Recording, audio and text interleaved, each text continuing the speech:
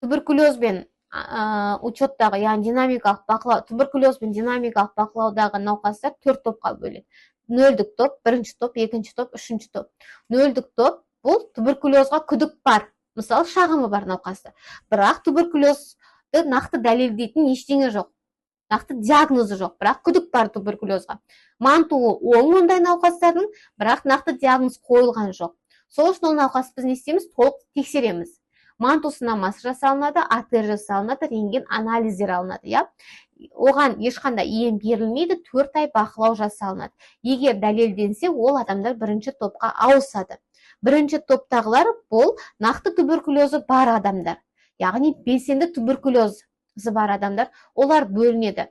Жаңадан анықталғандар, яғни 1А жаңа жағдай, 1Б дәріге төзімді жағдай, 1Г сәтсіз ем, яғни ауыр жағдайлар, асқынған жағдайда. Не істейміз? Міндетті түрде ем тағайындалады, бақыланады, емі аяқталғаннан кейін олар екінші топқа ауысады. Екінші топқа бұл жазылғандар, яғни белсенді еместер. Ауру болған, бірақ жазылған адамдар. Оларға кімдер кіреді? Емі толық аяқталған, белсенділігі жоқ, тек бақылауда ғана болатын адамдар кіреді. Үшінші топ бұл қауіп тобы. Бұларда ауру жоқ, бірақ жұқтыру қаупі жоғары. 3А бұл туберкулез науқаспен контакт болғандар. Бұл БЦЖ вакцинасының асқынуы бар балалар. Мына жерде жазылып тұр.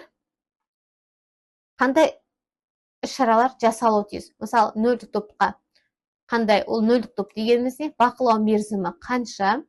4 ай және қандай іс-шаралар жасалуы керек? Нәтижесі қандай болады? Мына жерде бірінші топ. Бұны өздеріңіз қарап оқып алсаңыздар болады. Негізі осындай 4 тобы бар.